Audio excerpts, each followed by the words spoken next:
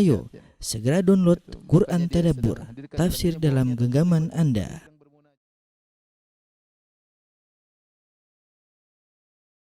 Bismillahirrahmanirrahim. Assalamualaikum warahmatullahi wabarakatuh.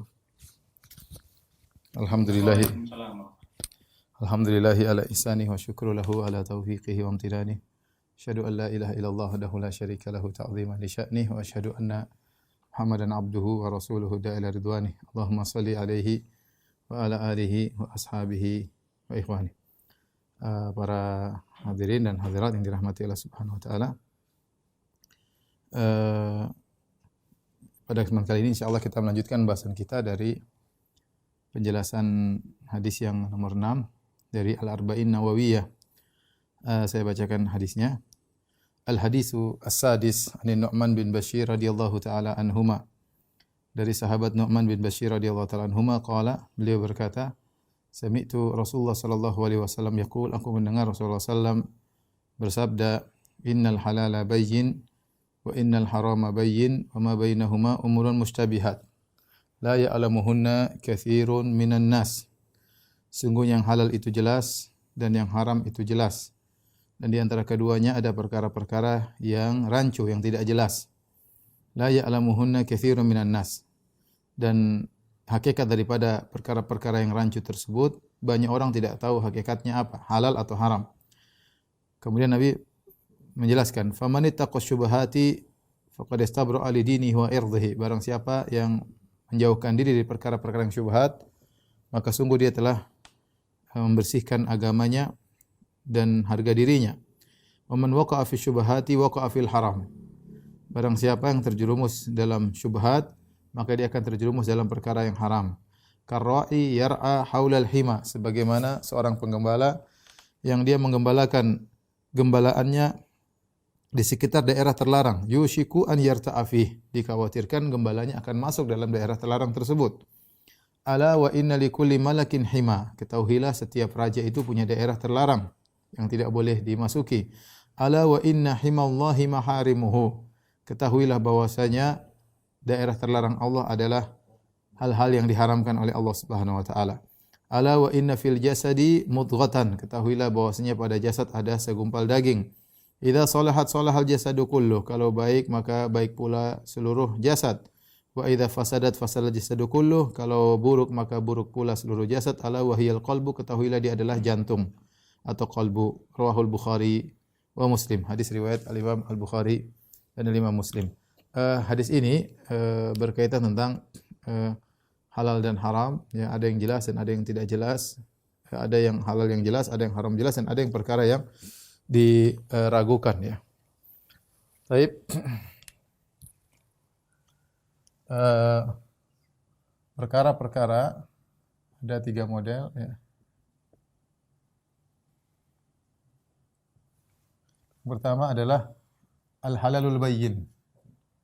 Al-halalu al-bayyin, itu yang jelas halalnya. Kemudian yang kedua, al-haram al-bayyin,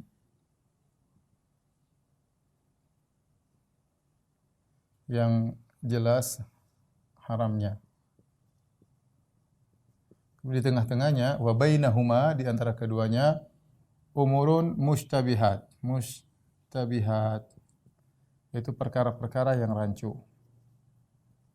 Yang rancu tidak jelas. Tidak jelas statusnya, ya. Statusnya. Apakah dia halal? Apakah halal?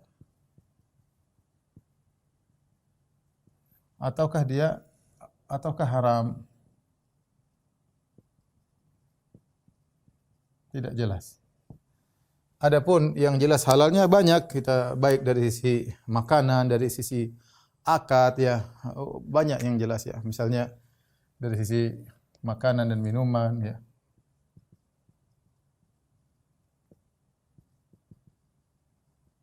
Dari sisi akad-akad apa? Akad-akad, ya. Maka minuman contohnya apa? Contohnya banyak, contohnya, ya, donat, ya. Apalagi banyaklah, ya. Ayam halal. Ayam goreng, ayam panggang, ayam rebus, terserah. Kambing, banyak ya. Kemudian air putih misalnya. Banyak lah yang mau disebut makanan, nanti kita kuliner ya, kelamaan. Jadi, dan lain-lain ya. Dan lain-lain. Akad-akad juga banyak ya. Akad jual beli ya. Akad jual beli eh, yang biasa ya. Yang biasanya. Kemudian akad nikah ya. Banyak hal yang jelas halalnya ya. Baik, ada perkara-perkara yang haramnya juga jelas ya. Baik dari sisi makanan, minuman, ada dari sisi akad-akad misalnya. Ya, misalnya makanan, minuman, misalnya babi ya. Anjing misalnya, bangkai ya, yang disembelih selain Allah, sembelih untuk selain Allah. Ada khamar ya. Ini banyak ini, khamar, wine dan yang lainnya ya. Misalnya ya. Adapun akad-akad ya, seperti yang haram misalnya akad riba ya. Misalnya akad nikah mut'ah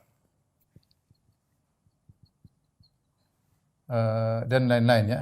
Ini contoh akad-akad yang apa namanya, akad jahalah ya. Jual beli barang tidak jelas, barang majhul.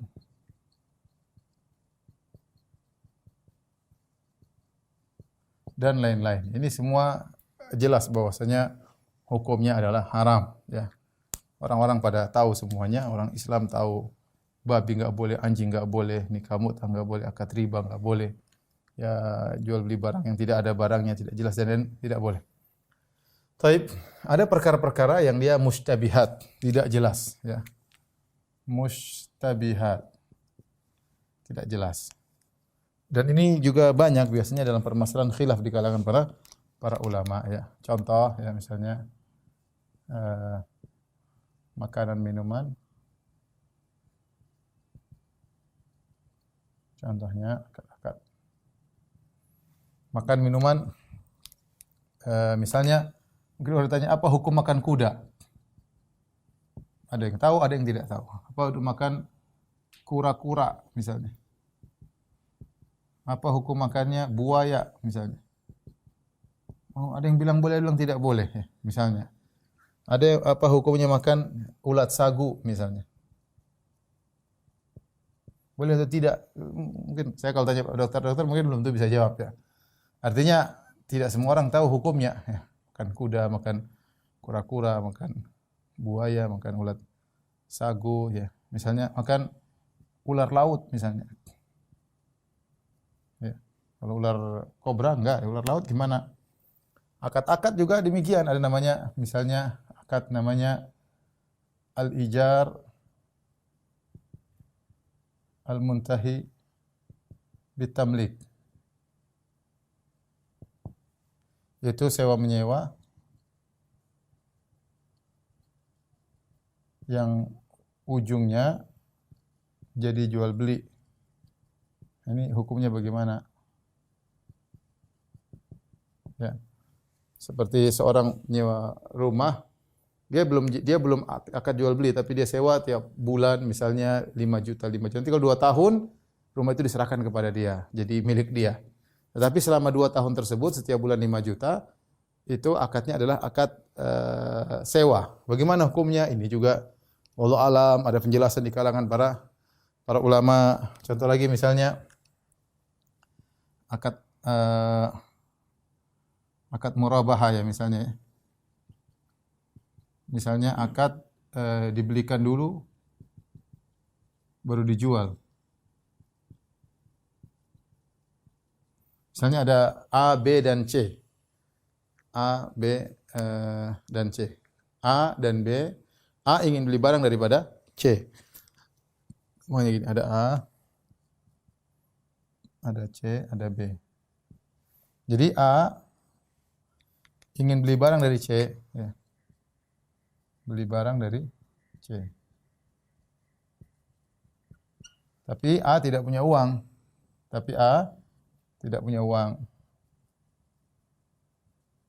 Terus gimana caranya? A ngomong ke B, B, kamu belikan dulu deh. Belikan dulu ke C.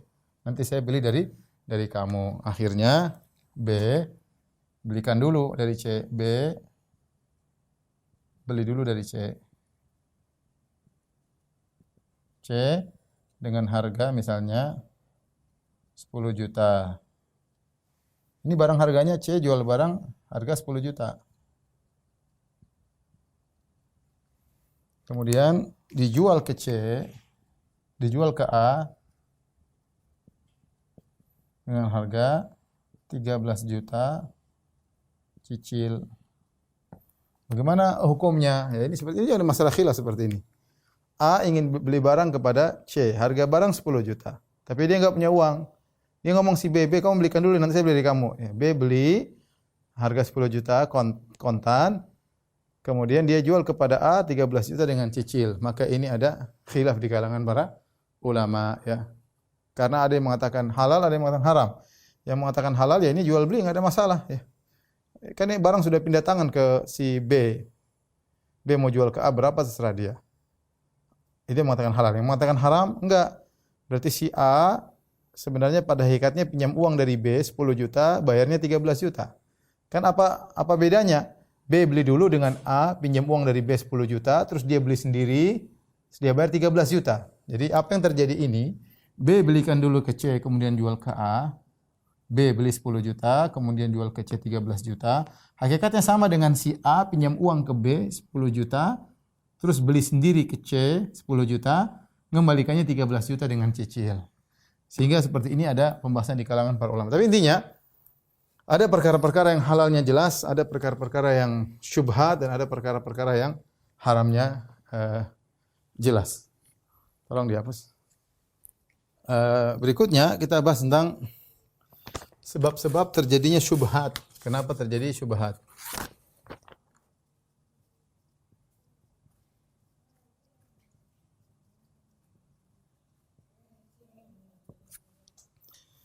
Bisa karena kembali kepada dalil,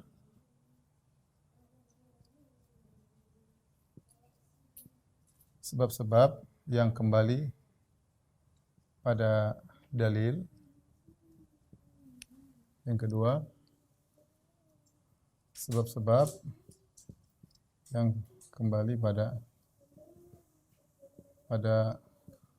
kondisi kenyataan, ya, yang terjadi. Contoh, sebab kembali pada dalil, bisa jadi perkara tersebut menjadi syubhat karena kondisi dalil, yaitu perkara menjadi syubhat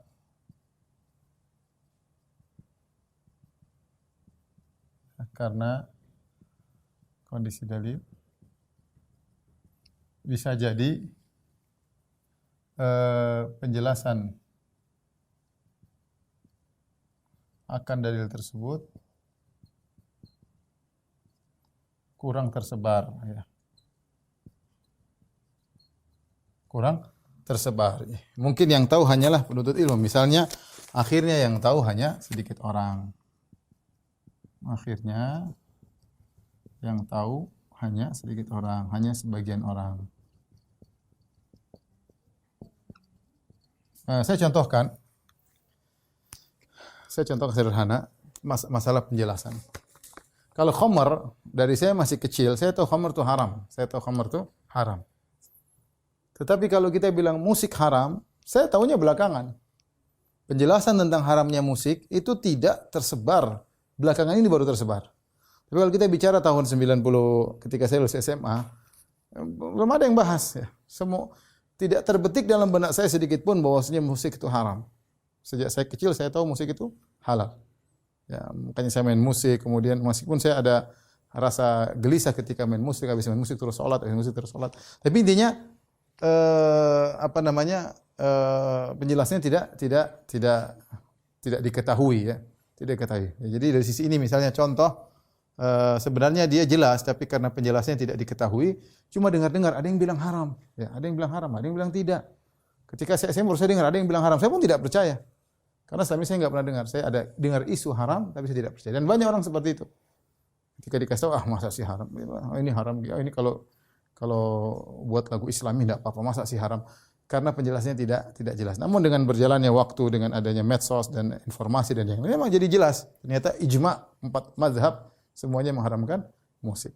Ijma, kesepakatan, konsensus para ulama bahwasanya musik itu haram. Jadi terkadang perkara itu menjadi syubhat ya, gara-gara memang penjelasan akan dalilnya kurang atau kurang tersebar sehingga kurang tersiar sehingga sebagian orang merasa itu adalah sesuatu yang syubhat. Ya. Contoh lagi misalnya dalam satu permasalahan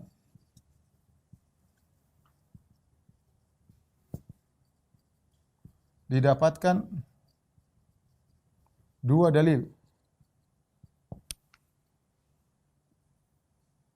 Yang satu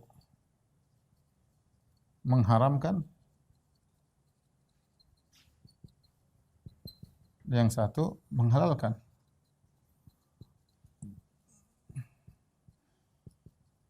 Jika demikian, apa yang terjadi? Satu mengharamkan, satu menghalalkan. Ini kadang-kadang terjadi dalam suatu permasalahan. Maka harus menempuh metode pentarjihan ya. Mana yang lebih rajih, mana yang lebih kuat ya. Ya, kalau seorang tidak punya ilmu dia susah ini bagaimana dia tidak ngerti ya. Apakah ada nasikh dan mansukh? Mana yang nasikh, mana yang mansukh? Dia harus tahu. Kalau dia tidak tahu apakah ada bisa dikompromikan, bagaimana sih komprominya ya. Dan ini perannya para ulama. Para ulama. Sehingga akhirnya menjadi syubhatlah permasalahan tersebut. Sebagian memang sisi ini haram, sebagian memandang ini adalah halal ya. Karena sisi pandangan berbeda dan seorang tidak tahu bagaimana cara mengkompromikan satu permasalahan. Karena Nabi memang begitu, kadang-kadang Nabi mengharamkan, kemudian menghalalkan. Sebaliknya kadang Nabi menghalalkan, kemudian Nabi mengharamkan. Ada nasikh dan mansukh dan dalam Islam ada nasikh dan mansukh ya. Tadinya berlaku hukum tersebut kemudian dimansukhkan sehingga muncullah hukum baru yang menasikhkan sehingga hukum lama jadi mansukh. Dan ini harus punya ilmu tersendiri. Kalau tidak punya ilmu maka dia akan menghadapi permasalahan tersebut, ini akan menjadi bimbang ya. Kemudian contoh permasalahan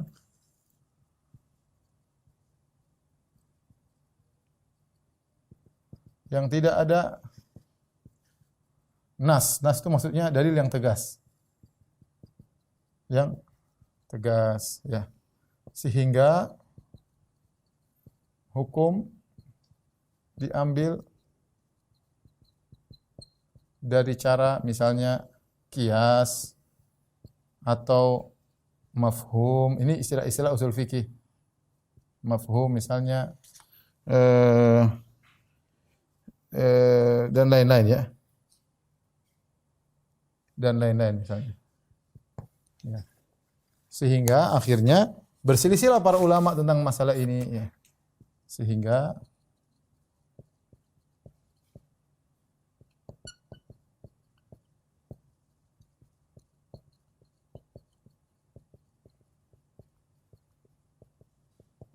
berselisih dalam masalah banyak masalah gini, banyak banget. Contoh misalnya, enggak usah jauh-jauh, kunut subuh. Angkat tangan kunut subuh. Hukumnya apa? Maka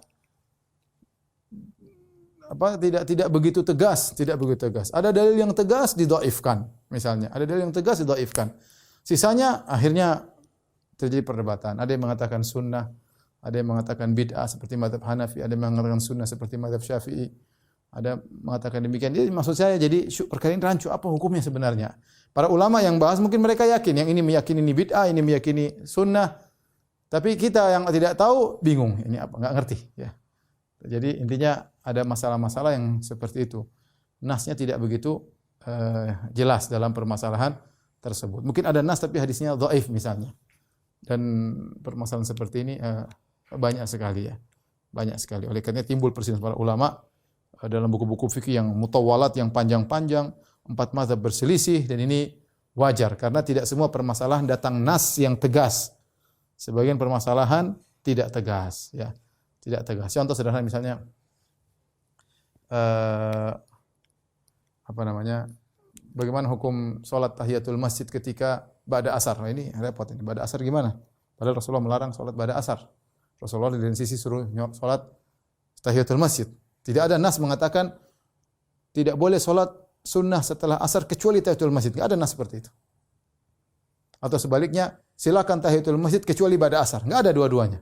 Yang ada jangan salat ba'da asar, yang ada kalau masuk masjid salat. Nah, bagaimana kalau masuk masjid salat ba'da asar? Masuk masjid ba'da asar. Nah, ini bingung, khilaf dari kalangan para ulama ya. Ada yang mengatakan tetap wajib, ada yang mengatakan sunnah, ada yang mengatakan tidak boleh. Khilaf di kalangan para ulama, dan itu perkara yang wajar, sehingga bagi orang-orang awam ini syubhat, mereka mungkin tidak mengerti maksud ini bagaimana yang lebih kuat. Bagi orang menuntut ilmu, mereka tahu ini yang benar begini, ini tidak, ini lebih kuat begini. Ini saya sekedarkan contoh bahwasanya syubhat itu bisa menjadi syubhat karena kondisi dalil, kondisi penjelasan dalil ya. Ya. Kemudian bisa jadi syubhat itu menjadi syubhat dari kondisi kenyataan yang terjadi ya. Contoh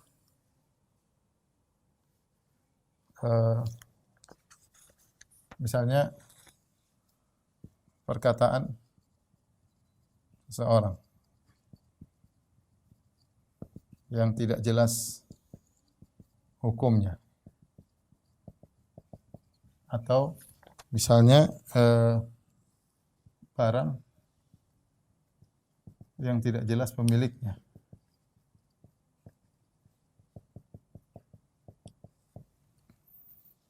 Misalnya lagi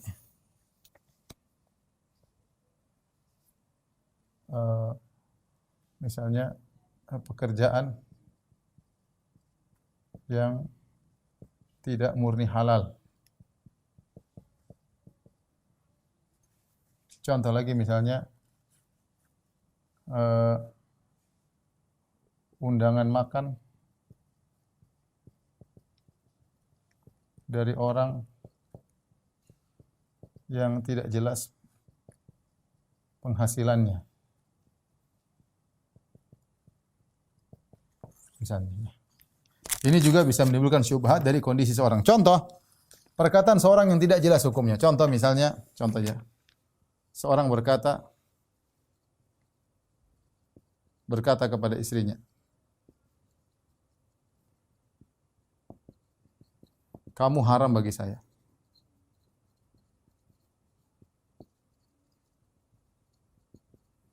Ini perkataan kamu haram bagi saya, ini khilaf di kalangan para ulama. Apa hukumnya? Apa hukumnya? Khilaf. Hukumnya khilaf. Jadi syubhat ya. Apa maksud dia kamu haram bagi saya? Maksudnya kamu saya ceraikan? Enggak juga, dia cuma ngomong gitu. Maksudnya zihar, aku tidak akan menggaulimu sampai selama-lamanya misalnya, tapi tidak menceraikan. Enggak tahu. Apakah maksudnya talak 1? Kamu haram untuk talak 1? Atau maksudnya kamu saya haram bagi saya maksudnya talak 3? Jadi ada sampai ulama sebutkan 5 pendapatnya. Masih ada beberapa kemungkinan. Ada kemungkinan ya.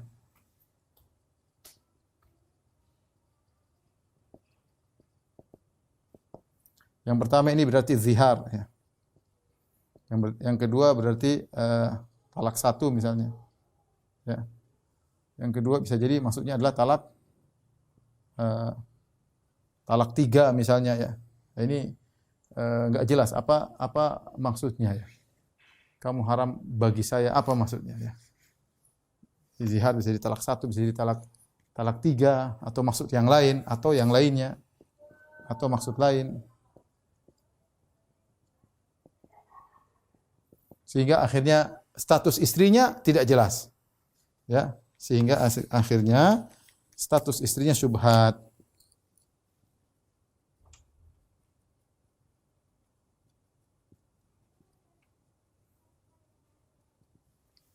Contoh lagi, misalnya seorang berbohong dengan berkata kepada kawannya, berkata kepada orang lain, lain. Apa dia bilang? Saya sudah ceraikan istri saya. Padahal belum.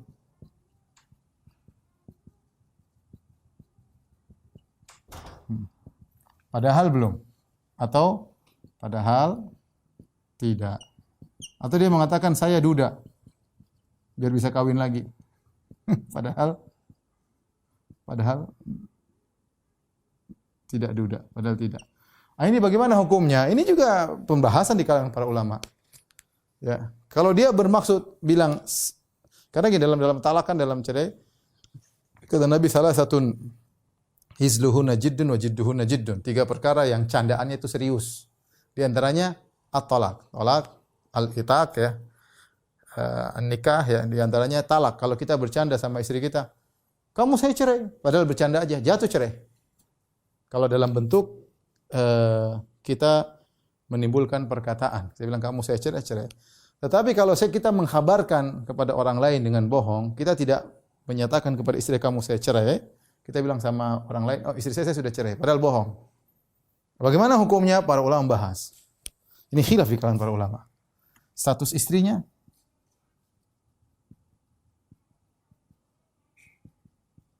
khilaf, syubhat.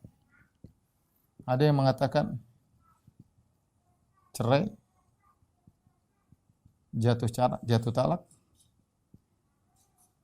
Ada yang mengatakan tidak jatuh talak. Dan ini banyak dilakukan sama lelaki-lelaki pengecut ya. Kejadian. Dia nikah sama perempuan istri kedua, oh saya duda. Padahal dia punya istri. Nikahilah sama istri kedua. Nanti kemudian dia ngelamar lagi perempuan ketiga, oh saya masih lajang. Ya, masih lajang atau masih sudah duda ya, padahal istrinya sudah 2, bohong lagi, dan itu terjadi banyak. Ya. Maka khilaf di kalangan para ulama jatuh talak atau tidak ya. Karena dia tidak sedang insya, dia tidak sedang memvonis, tapi dia sedang mengabarkan. Kalau dia vonis sama istrinya, kamu saya cerai, meskipun bercanda jatuh. Nggak boleh orang main-main dalam masalah talak. Meskipun bercanda, hukumnya serius. Kata Nabi, 3 perkara yang candaannya serius, di antaranya cerai. Tapi ini tidak, dia bohong sama orang, ya, bohong sama calon mertuanya. Oh Pak, saya masih duda Pak, duda ya. Saya masih lajang Pak, ya misalnya. Ternyata dia punya anak 5 misalnya. Ya. Nah ini juga jadi status istrinya jadi syubhat, status istrinya jadi syubhat. Jadi syubhat. Ini contoh ya. Contoh bisa jadi perkara syubhat karena kondisi perkataan seorang tidak jelas. Contoh pekerjaan yang tidak murni halal. Ini juga syubhat ya. Kerja di suatu instansi tersebut ternyata punya produk-produk haram dan produk-produk halal. Contohlah sederhana. Kerja di supermarket, yang supermarket jual macam-macam. Ada jual ayam, ada jual kambing, ada jual sapi, ada juga jual babi. Contoh. Dia jual minuman kaleng, minuman enak-enak, ternyata jual khamr juga, misalnya. Dia jual permen, dia jual manisan, ternyata jual rokok juga. Jadi, gimana kerja di situ? Repot. Apalagi jadi kasir. Yang jual khamr, dia yang kasih harga, kemudian waduh ini contoh. Kita mau bilang halal dari sisi kebanyakan barang dagangannya halal, oke. Tapi kita bilang haram dari sisi ada barang haramnya, maka repot. Bagaimana hukumnya? Timbul pembahasan di kalangan para ulama. Ya. Intinya pendapat yang ini kita bicara pendapat yang lebih kuat adalah kalau dia bekerja dalam instansi yang seperti ini, selama dia tidak ikut terjun langsung dalam perkara yang haram, maka tidak mengapa. Contoh dia ternyata kerja di supermarket bagian kuli ngangkat-ngangkat. Ketika disuruh ngangkat khamr dia enggak mau. Saya enggak mau angkat khamr. Saya mau angkat yang lain aja. Kenapa? Karena Nabi mengatakan, Nabi melaknat orang yang berkaitan dengan khamr, yang jual, yang memerah, yang membawa khamr, semuanya dilaknat oleh Nabi SAW. Ya. Contoh, jadi pekerjaannya menjadi syubhat. Karena tidak murni halal. Ya. Tidak murni halal. Ya. Contoh seperti seorang yang kerja sebagai IT perusahaan yang terkadang dia juga meng-IT akad-akad riba misalnya. Itu jadi notaris lah. Notaris ada akad-akad yang halal, akad riba. Dia gimana? Kalau dia enggak kerjain akad riba misalnya, mungkin enggak. Kalau dia bisa meninggalkan akad riba, oke. Tapi kalau ternyata dia harus meninggalkan akad riba, bagaimana? Inilah contoh pekerjaan yang tidak murni halal. Contoh undangan makan dari orang yang tidak jelas penghasilannya. Ini sama. undangan makan dari orang yang tidak jelas penghasilannya. Kita diundang makan sama orang yang penghasilannya tercampur antara halal dan haram. Contoh, misalnya kerja di bank konvensional, riba, tapi punya supermarket misalnya. Sehingga penghasilannya dari yang halal ada, dari haram yang ada, ya. Bagaimana hukum kita makan makanan yang dia kasih kepada kita? Maka ada khilaf.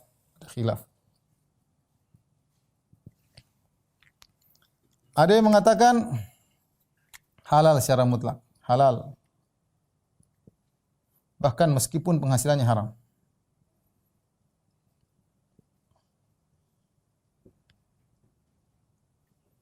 Haram semuanya.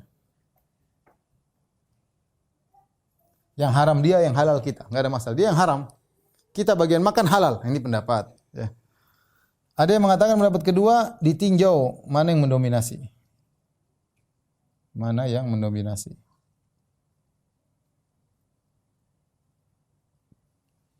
Pendapat yang ketiga, pendapat Az-Zuhri dan Makhul, pendapat yang lebih kuat, ini pendapat yang lebih kuat adalah boleh makan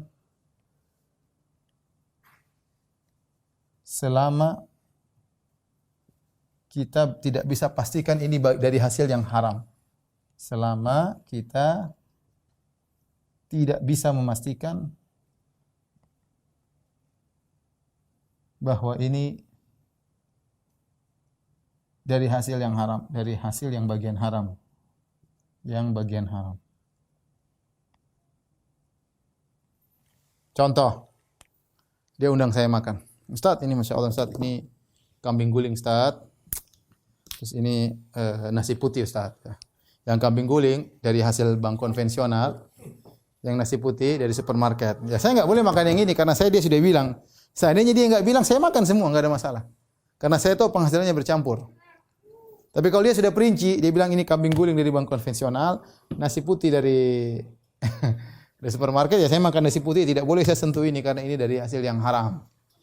Ini pendapat, dan wallahu alam pendapat ini yang lebih hati-hati, pendapat ini lebih hati-hati. Meskipun ada yang mengatakan boleh secara mutlak, namun ada yang mengatakan ini ijma ulama. Tapi maksud saya ini contoh perkara yang haram, ya, yang syubhat. Contoh ini perkara yang syubhat. Ya. Ada kawan kerja di salah satu instansi yang memang instansi tersebut terkenal oleh masyarakat ada inilah korupsinya. Maka dia ajak seorang ustadz makan. Begitu makan selesai dia mau bayar, ustadznya jangan. Ustadz yang bayar. Dia tersinggung. Kenapa ustadz? Boleh kan saya yang bayar, gantian saya yang apa? Yang traktir. Sepertinya ustadznya ragu mau makan dari hasil dia. Tapi intinya pendapat yang benar, selama kita tahu penghasilannya masih campur, kita masih boleh makan selama tidak bisa kita pastikan itu dari hasil yang haramnya. Ya. Dan itu pendapat lebih kuat. Kenapa? Apa dalilnya? Dalilnya Nabi SAW diberi hadiah oleh wanita Yahudi dan Nabi terima. Nabi dikasih makan waktu makan kambing, hadiah kambing padahal kami dikasih racun oleh wanita Yahudi. Tapi Nabi terima tidak? Nabi terima. Padahal kita tahu orang Yahudi ma'ruf tukang main riba. Orang Yahudi ma'ruf dari dulu suka main riba. Ternyata dikasih hadiah dari Yahudi, Nabi terima. Nabi terima dikasih hadiah dari orang kafir. Dikasih dari Raja Muqawqis Mesir, Rasulullah terima. Karena namanya mungkin mereka praktek riba, mungkin mereka jualan khamar, tapi Nabi tetap terima. Ini dalil bahwasanya selama hasilnya masih campur baur, maka kita boleh menerima, kita boleh makan selama masih campur baur. Ya. Terkadang jadi syubhat karena barang yang tidak jelas pemiliknya. Contoh, misalnya seorang pulang ke rumah, tahu-tahu dia ketemu uang jatuh. Ini uang siapa? Jangan-jangan uang tamu. Tapi kok uang tamu ya? Lumayan banyak, 1 juta uang jatuh. Uang siapa ini? Enggak jelas. Nah, kalau enggak jelas seperti ini bagaimana hukumnya? Ini syubhat. Tapi kita punya hukum asal. Hukum asal semua uang yang ada di rumah kita itu milik kita asalnya. Mungkin kita lupa atau apa. Nah, contoh ini barang yang tidak jelas ya. Contoh dipraktikkan oleh Nabi SAW. Contoh praktik Nabi SAW. Tapi ini apa namanya? Sudah, kita lanjutkan sedikit lagi.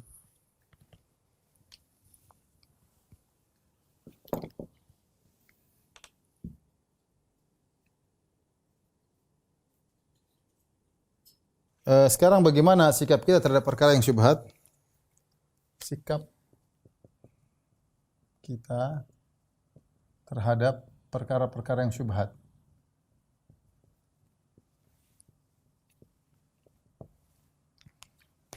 Contoh, ya.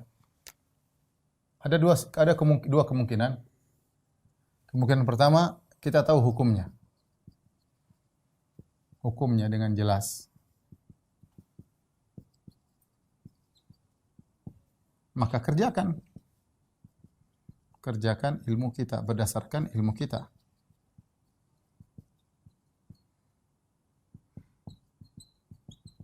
Contoh ya, contoh. Di masa pandemi, bolehkah sholat dengan berjamaah dengan berjarak? Sebagian orang ragu, jangan-jangan tidak sah. Ada pendapat bilang tidak sah lah, apalah. Sehingga akhirnya dia ragu, mau sholat gitu dia nggak berani, mending dia sholat sendiri. Ya. Sebagian berpendapat enggak, itu sah. Dan dia sudah bahas, dia sudah ngerti ilmunya, dia tidak ragu. Ya sudah, kerjakan yang menurut Anda, mana yang Anda ya. Kalau saya yakin itu sah, tidak jadi masalah. Biasanya saya sudah punya tulisan, saya bahas 4 mazhab, kemudian saya teliti, tidak apa-apa, tidak jadi masalah. Ya, tidak jadi masalah. Sholat berjarak apalagi di masa pandemi ya. Maka contoh, kalau tahu hukumnya dengan jelas maka kerjakan. Contoh, ada seorang ustadz, dia sudah bahas tentang hukum makan buaya. Dia bahas gini, menurut dalilnya kata dia halal. Mau satu dunia bilang haram, tetap aja dia makan sate buaya. Halal kok dia makan. Ada ustaz gitu. Dia punya ilmu, dia pendapat seperti itu. Kalau saya bilang haram, ya saya punya ilmu sendiri ya. Tapi maksudnya seorang yang meyakini apa yang dia yakini berdasarkan dalil, kerjakan apa yang dia yakini. Ya, ini namanya orang boleh beristihad. Sekarang kalau dia tidak tahu hukumnya,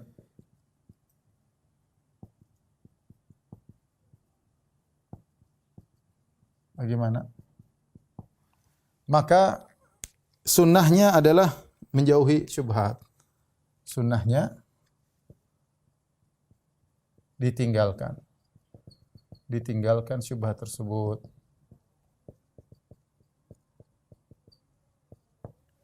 Kata Nabi SAW, "Faman ittaqa syubhat faqad istabra dini wa irdihi." Kata Nabi SAW, siapa yang meninggalkan syubhat,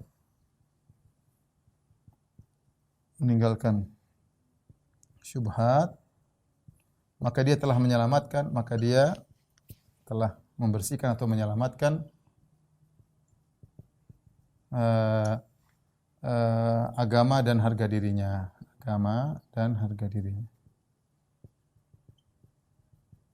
Ini sunnahnya demikian. Adapun kalau dia melanggar, adapun kalau dia kerjakan,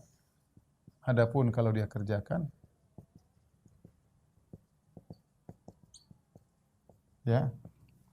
Kata Nabi SAW, maka dia akan terjerumus dalam yang haram.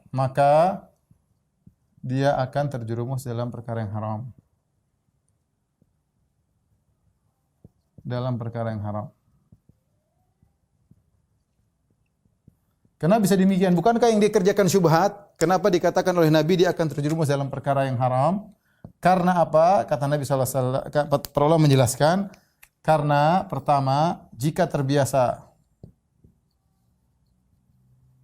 menerjang syubhat, lama-lama terjerumus ke haram. Jadi bertahap. Ini yang pertama. Nabi mengatakan yang masuk dalam syubhat nanti masuk dalam haram. Kenapa? Karena dia terbiasa pelan-pelan syubhat lama-lama jadi biasa. Biasa lama-lama yang haram pun dia embat. Yang kedua, ya karena jika terus menerjang syubhat, melakukan syubhat, pasti di antara yang syubhat-syubhat tersebut ada yang haram.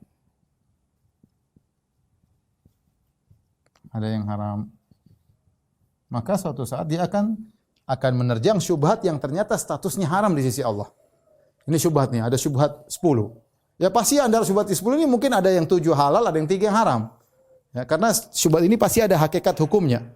Karena tidak semua syubhat ini kemudian halal semua, enggak. Pasti mungkin 7 halal 3 haram atau sebaliknya 7 haram 3 halal. Kalau dia embati semuanya ini pasti ada dia terjerumus dalam yang haram di antara syubhat-syubhat tersebut. Maka Nabi mengatakan, siapa yang terjerumus dalam perkara yang haram maka dia akan terjerumus dalam siapa yang melakukan perkara yang syubhat maka dia akan melakukan perkara yang haram, ya. Inilah yang kata Nabi, dia akan karra'i yar'a haulal hima. Kata Nabi, karra'i yar'a haulal hima, seperti penggembala yang menggembalakan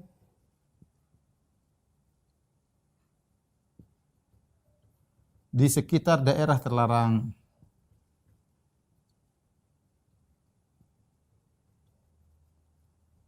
Kalau kita punya kambing, kita bawa di sekitar taman orang, kebun orang yang tidak ada pagarnya, cuma dikasih tahu ini daerah kebunnya orang, lama-lama dia masuk sedikit, lama-lama dia masuk, lama-lama masuk di kebun orang, ya sama, syubhat, lama-lama haram, ya, lama-lama haram.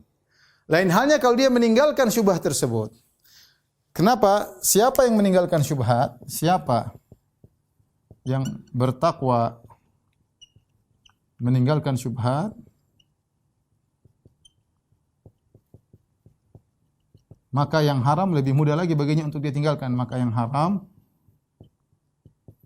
lebih mudah untuk dia tinggalkan. Yang syubhat saja dia bisa, apalagi yang haram. Maksudnya demikian, ya.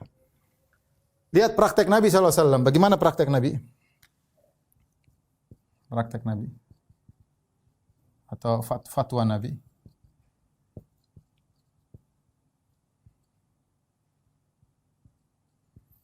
Nabi SAW pernah ditanya tentang suatu kejadian antara Sa'ad bin Abi Waqqas dengan Abd bin Zam'ah. Abd bin Zam'ah. Jadi Zam'ah bapaknya Abd bin Zam'ah, Zam'ah bapaknya punya budak wanita melahirkan seorang anak. Anak tersebut ternyata menurut Sa'ad bin Abi Waqqas adalah anak dari saudaranya Utbah bin Abi Waqqas. Rupanya Utbah bin Abi Waqqas berzina dengan budak wanita ini, ya.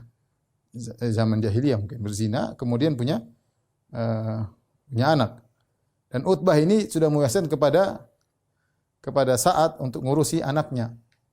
Ternyata dia lapor ketika budak wanita melahirkan, maka Sa'ad bin Waqqas mengatakan, Rasulullah, ini anaknya Utbah mungkin sudah meninggal mungkin ya, ini Utbah. Ini kalau tidak salah, saya agak lupa apakah Utbah termasuk orang musyrik yang berperang melawan Sa'ad bin Waqqas dalam perang Uhud, ya. Saya agak lupa apakah dia masuk Islam atau tidak. Tapi intinya terjadi kejadian tersebut. Dia punya anak, akhirnya kata Sa'ad, ya Rasulullah, ini anak ini adalah anak dari saudara saya dan saudara saya mewasiatkan saya untuk merawat anak ini. Kata Abd, tidak ya Rasulullah, ini anak dari budak bapakku, jadi saudara saya.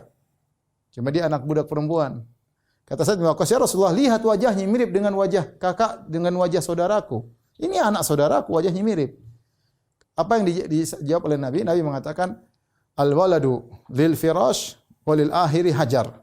Kata Nabi, anak tetap dihukum adalah dinisbahkan, dimiliki oleh bapak yang resmi. Adapun bapak zina tidak dianggap. Ini hukum Islam seperti itu.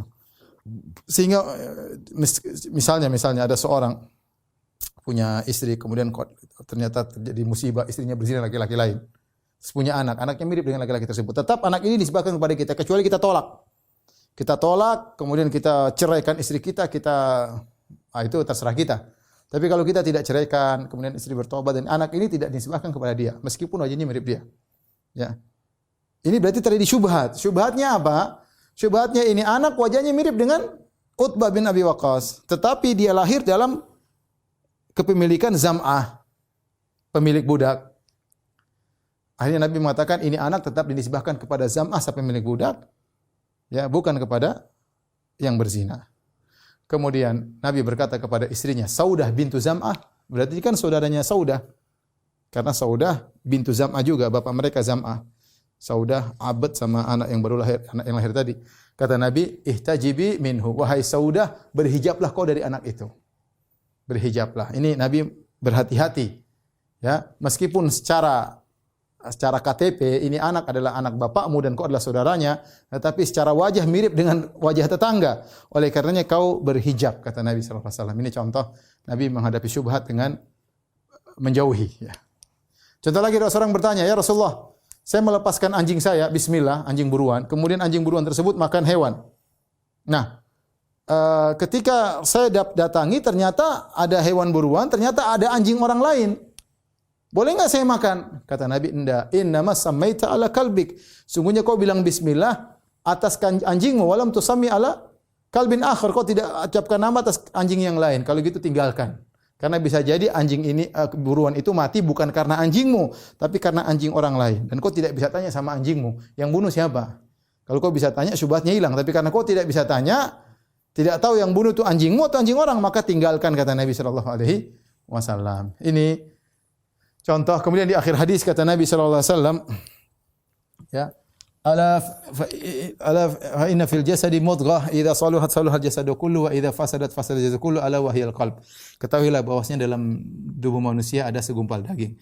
Jika dia baik maka baik seluruhnya, jika dia buruk maka buruk seluruhnya. Ketahuilah dia adalah jantung. Ya, ini dalil bahwasanya ada dua hal, ya. Kata Nabi sallallahu alaihi wasallam, kalau baik baik seluruhnya, kalau buruk maka yang lain juga buruk. Maka ini adalah jantung. Maka dua hal yang harus kita perhatikan. Kalau kita ingin mudah meninggalkan syubhat, kita perbaiki hati kita, perbaiki kolbu kita, kita perbaiki, kita beriman, bertakwa, sehingga kita mudah meninggalkan syubhat. Karena mudah tidaknya kita meninggalkan syubhat berkaitan dengan syahwat, hasrat dan yang lainnya yang ada dalam kolbu kita. Ini yang pertama. Jadi seakan-akan Rasulullah menyuruh kita untuk perbaiki kolbu agar yang lain pada nurut, anggota tubuh yang lain pada nurut. Kalau tidak, kalau kolbu kita bermasalah, yang lain juga bermasalah, sehingga kita mudah menerjang syubhat. Yang pertama. Yang kedua, seakan-akan Nabi memberi isyarat bahwasanya kalau seorang meninggalkan syubhat, mudah meninggalkan syubhat, maka dia mempengaruhi kebersihan hatinya. Kebersihan hatinya karena akan membersihkan agamanya. Kalau dia sering menerjang syubhat, maka akan mengotori hatinya. Wallahu a'lam bishawab. Ini hadis yang bisa saya sampaikan ini. Demikian saja para dokter sekalian, saya mohon maaf banyak pertanyaan saya tidak bisa jawab karena keterbatasan ilmu. Silakan dokter-dokter tanya kepada ustaz-ustaz yang lebih kompeten, terutama yang bidang masalah muamalah, ya. Semoga pertemuan kita diberkahi oleh Allah dan menambah derajat kita di sisi Allah Subhanahu wa taala. Subhanakallah bihamdik asyhadu an la ilaha illa anta astaghfiruka wa atubu ilaik. Assalamualaikum warahmatullahi wabarakatuh.